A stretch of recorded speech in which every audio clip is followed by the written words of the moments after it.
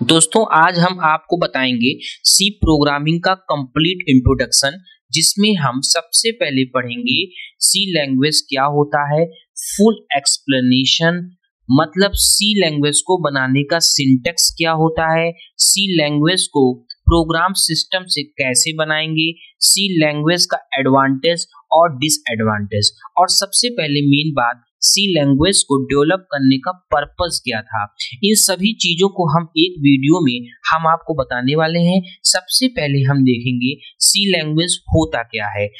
तो दोस्तों C is a middle level procedural oriented programming language. दोस्तों इसे मिडिल लेवल क्यों कहते हैं? क्योंकि यह हाई लेवल और लो लेवल दोनों फंक्शनैलिटी को सपोर्ट करता है। और प्रोसीजरल ओरिएंटेड प्रोग्रामिंग लैंग्वेज इसे इसलिए कहते हैं क्योंकि इससे हम फंक्शन क्रिएट कर सकते हैं। फंक्शन का कॉन्सेप्ट होता है, एल्गोरिदम का कॉन्सेप्ट होता है, लेकिन इसमें ऑब्जेक्ट ओरिएंटेड प्रोग्रामिंग का कोई भी कॉन्सेप्ट नहीं होता है, इसलिए इसे प्रोसीजरल ओरिएंटेड प्रोग्रामिंग लैंग्वेज कहते हैं। और दोस्तों इसे किसने डेवलप किया था?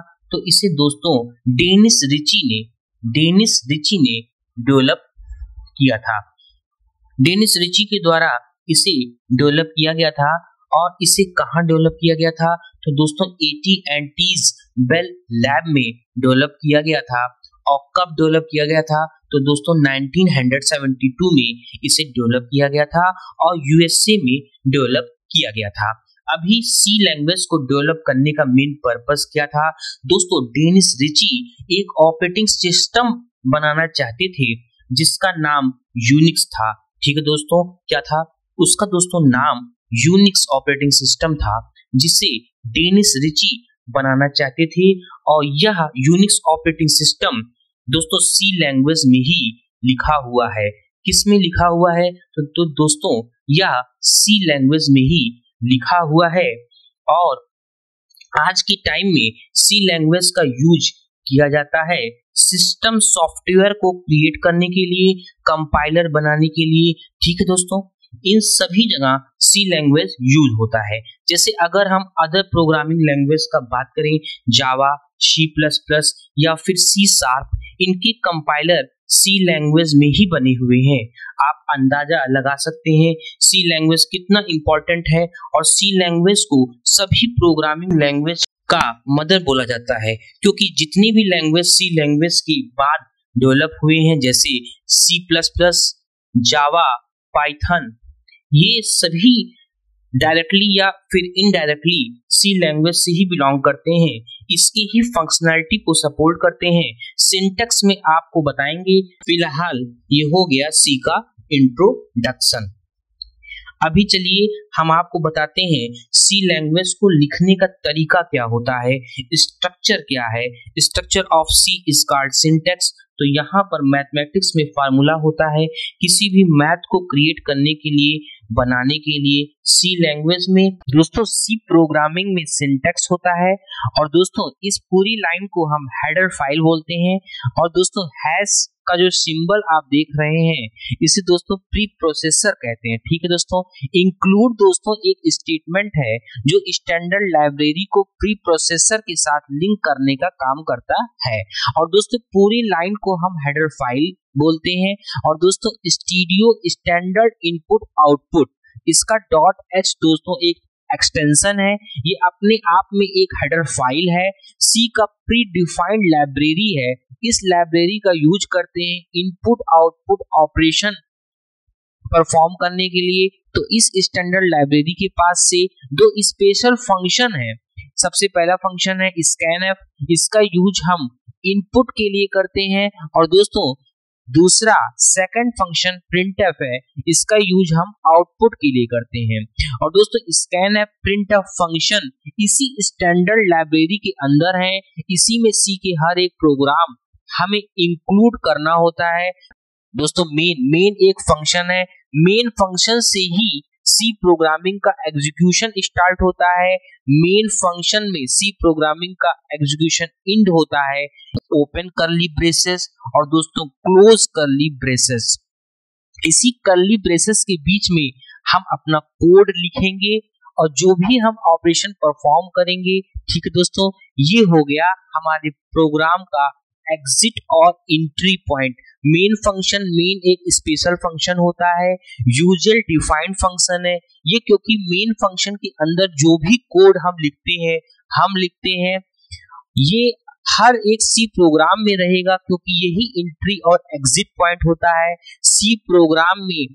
तो ये सिंटैक्स को हम डॉक्यूमेंटेशन फॉर्म में कैसे लिखेंगे दोस्तों? सी लैंग्वेज में हमारा कमेंट दो तरह का कमेंट होता है। एक दोस्तों सिंगल लाइन कमेंट होता है, सिंगल लाइन कमेंट हम ऐसे लिखते हैं दोस्तों। मल्टीपल लाइन कमेंट हम इस तरह से लिखते हैं। डॉक्यूमेंटेशन सेक्शन ऑप्शनल होता है, इसे हम यूज कर सकते हैं और नहीं भी कर सकते हैं। इसे हम यूज करते हैं अंडरस्टैंडिंग पर्पस के लिए। और दोस्तों सेकंड आता है प्री प्रोसेसर डायरेक्टिव सेक्शन। दोस्तों प्री प्रोसेसर डायरेक्टिव सेक्शन जो हम ये हैश का सिंबल देख रहे हैं दोस्तों, इसी हैश के सिंबल को दोस्तों प्री प्रोसेसर डायरेक्टिव सेक्शन कहते हैं। ये हो गया हमारा pre processor directive section. Integer को हमने यहाँ डिफाइन कर दिया कि इंट नाम का एक इंटीजर a है जिसकी वैल्यू 10 है। ये ग्लोबल डिक्लेरेशन के माध्यम से संभव होती है। वेरिएबल को पूरे प्रोग्राम में कहीं भी यूज कर सकते हैं आप। उसके बाद होगा फंक्शन डिक्लेरेशन। दोस्तों फंक्शन डिक्लेरेशन क्या होता है?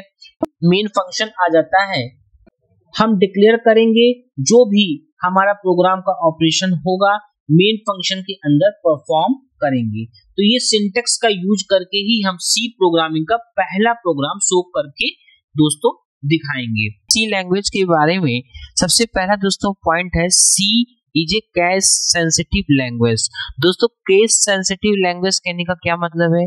दोस्तों यदि मान लीजिए एक वेरिएबल इंटीजर टाइप का हम a जिसकी वैल्यू 10 है, इंट a जिसकी वैल्यू 10 है, इसको दोस्तों हम लोग डिफाइन कर देते हैं।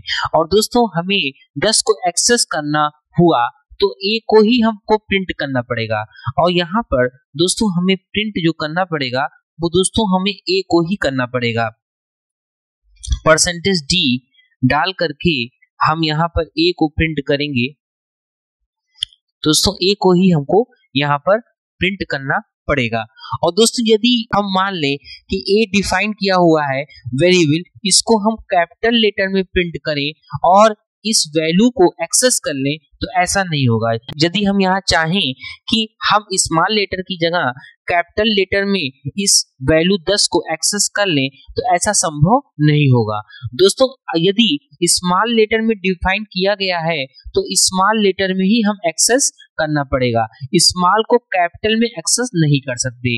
इसी को दोस्तों केस सेंसिटिव कहते हैं। और दोस्तों दूसरा दोस्तों जो पॉइंट है, C is a extension of C language file, यानी कि इसका .c दोस्तों एक्सटेंशन होता है। C एक्सटेंशन है, आपको हमेशा C फाइल को सेव करने के लिए .c एक्सटेंशन देना पड़ेगा।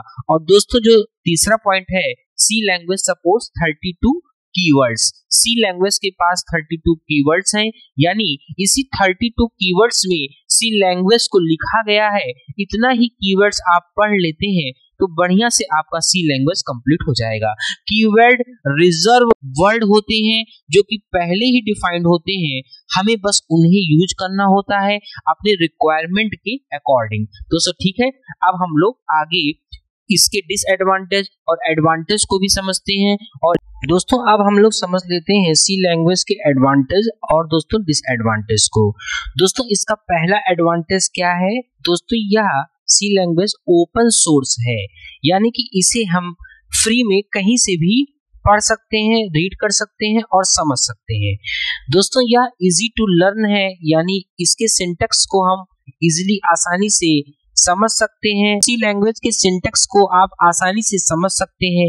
दोस्तों तीसरा एडवांटेज है दोस्तों सी लैंग्वेज दोस्तों पोर्टेबल है, यानी इसके प्रोग्राम को हम सेम ऑपरेटिंग सिस्टम पर, यदि हम एक ऑपरेटिंग सिस्टम विंडो 10 पर इसके प्रोग्राम को बनाए हैं तो विंडो 10 के दूसरे ऑपरेटिंग सिस्टम पर इसको हम रन कर सकते हैं। तो दोस्तों यह पोर्टेबल है। दोस्तों चौथा है इजी डिबगिंग, हम सी लैंग्वेज में आसानी से त्रुटियों को पता कर सकते हैं, इसके एरर डिटेक्ट कर सकते हैं। इजी डिबगिंग भी इसमें एलोकेटेड है। दोस्तों पांचवा है डायनेमिक मेमोरी एलोकेशन, यानी हम सी प्रोग्राम में डायनेमिक मेमोरी एलोकेट कर सकते हैं। रन टाइम में कोई भी एरर आ गया, आपका प्रोग्राम वही रुक जाएगा। रन टाइम में अपने प्रोग्राम के स्पेस के अकॉर्डिंग मेमोरी क्रिएट कर सकते हैं बाय यूजिंग डाटा स्ट्रक्चर। दोस्तों इसका डिसएडवांटेज क्या है? दोस्तों हम लोग सी लैंग्वेज के डिसएडवांटेज को समझने का प्रयास करते हैं। दोस्तों सी लैंग्वेज में ऑब्जेक्ट ओरिएंटेड के कॉन्सेप्ट एप्लीकेबल नहीं होते हैं। दोस्तों इसमें ऑब्जेक्ट क्लासेस इनहेरिटेंस के कॉन्सेप्ट नहीं लगते हैं। दूसरा दोस्तों एक्सेप्शन हैंडलिंग। दोस्तों रन टाइम में कोई भी एरर प्रोग्राम में आ जाता है तो वह प्रोग्राम दोस्तों वही रुक जाता है। कोई रन टाइम में एरर आ जाता है तो आपका प्रोग्राम वही रुक जाएगा, इसको आप हैंडल नहीं कर सकते हैं। तो दोस्तों इसमें एक्सेप्शन हैंडलिंग हम नहीं कर सकते हैं। तीसरा दोस्तों अगर हम अपने प्रोग्राम में कोई वेरिएबल क्रिएट कर देते हैं और उस वेरिएबल को हम प्रोग्राम में नहीं यूज करते हैं तो दोस्तों वह अनयूज्ड वेरिएबल के रूप में मेमोरी में क्रिएट हो जाता है और उस मेमोरी को हम डिस्ट्रॉय नहीं कर सकते हैं। उस अनयूज्ड वेरिएबल का मेमोरी क्रिएट हो जाता है, उसे डिस्ट्रॉय नहीं कर सकते हैं। इसलिए दोस्तों इसमें गार्बेज कलेक्टर की भी डिसएडवांटेज है। प्लेटफॉर्म डिपेंडेंट है, यदि हम सेम ऑपरेटिंग सिस्टम पे ही उसे रन कर सकते हैं। दोस्तों आज के इस वीडियो में हमने introduction of C, advantage and disadvantage और कुछ की पॉइंट्स को समझा। यदि आपको यह वीडियो अच्छा लगा हो तो वीडियो को लाइक करिएगा, चैनल पर नए हैं तो सब्सक्राइब करिएगा और दोस्तों अपने दोस्तों को शेयर भी करिएगा।